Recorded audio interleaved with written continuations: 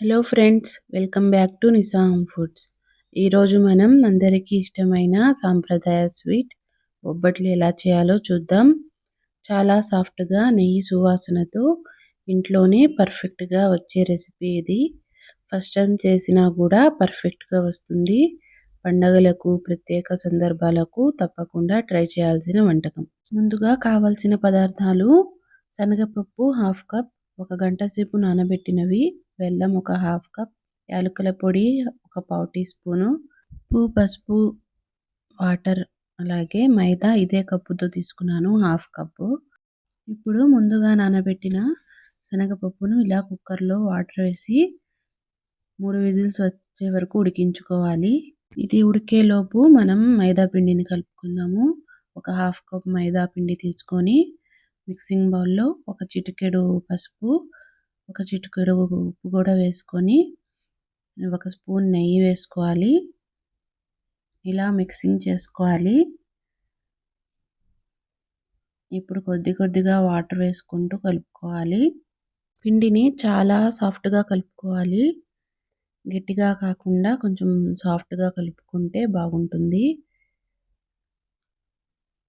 ఇక్కడ చూపిస్తున్నట్టు ఇలా కలుపుకోండి. ఇలా కలిపిన తర్వాత పైనుంచి నెయ్యి కూడా వేసి ఒకసారి కలిపి 1 గంట సేపు అయినా నానబెట్టాలి. మైదాను తప్పకుండా ఎక్కువసేపు నానబెట్టాలి. అప్పుడే సాఫ్ట్గా వస్తాయి బొబ్బట్లు. ఇలా 1 గంట సేపు నానబెట్టుకోండి. ఈలోపు శనగపప్పు కూడా ఉడికిపోయిందండి. ఇక్కడ చూడండి, ఇలా మెత్తగా ఉడికించుకోవాలి. ఇప్పుడు దీన్ని మెత్తగా గ్రైండ్ చేసుకోవాలి. ఇలా గ్రైండ్ చేసుకున్న తర్వాత దీన్ని ఒక ప్యాన్లో వేసుకోవాలి. ఇప్పుడు స్టవ్ వెలిగించి ప్యాన్ పెట్టి ఇందులో కొంచెం నెయ్యి వేసుకోవాలి. 2 స్పూన్లంత నెయ్యి వేసుకోండి.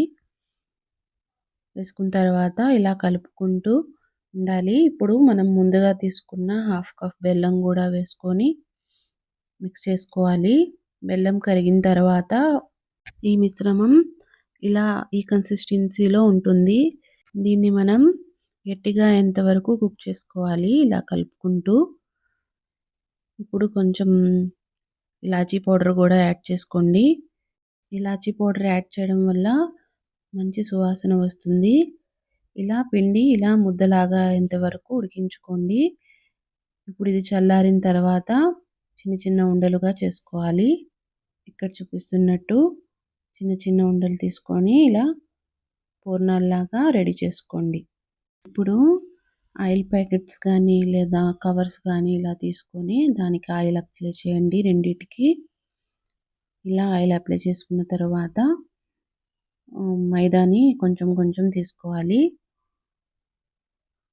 ఇక్కడ చూపిస్తున్నట్టు ఒకసారి మిక్స్ చేసిన తర్వాత కొంచెం కొంచెం ఉండలుగా తీసుకోవాలి.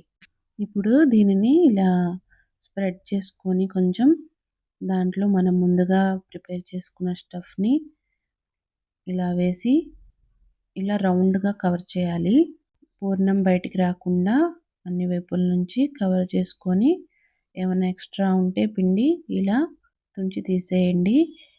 ఇప్పుడు దీన్ని కవర్ మీద పెట్టి ఇలా కొంచెం స్ప్రెడ్ చేసి పైన నుంచి ఇంకో కవర్ పెట్టి ఇలా పూరీలాగా వత్తుకోవాలి. ఇలా పల్చగా పూరీలాగా వత్తుకున్న తర్వాత వీటిని ప్యాన్ పై వేసి 2 వైపులా నెయ్యితో కాల్చుకోవాలి. ఇక్కడ చూపిస్తున్నట్టు నెయ్యి కొద్ది కొద్దిగా అప్లై చేసుకుంటూ 2 వైపులా బాగా కాల్చుకొని తీసుకోవాలి. అలాగే అన్నింటినీ ఇలానే ప్రిపేర్ చేసుకోవాలి.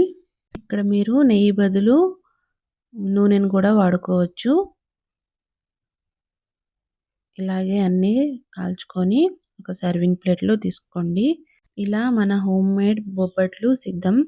వేడివేడిగా తింటే ఇంట్లోనే పండగ వాతావరణం వస్తుంది. ఈరోజు బొబ్బట్ల రెసిపీ మీకు నచ్చిందని ఆశిస్తున్నాను. మీకు ఉపయోగపడితే లైక్ అండ్ షేర్ చేయండి. ఇంకా ఇలాంటి సాంప్రదాయ వంటల కోసం నిసా హోమ్ ఫుడ్స్ను సబ్స్క్రైబ్ చేయండి. మళ్ళీ కలుద్దాం మరో కొత్త రెసిపీతో. Thank you for watching.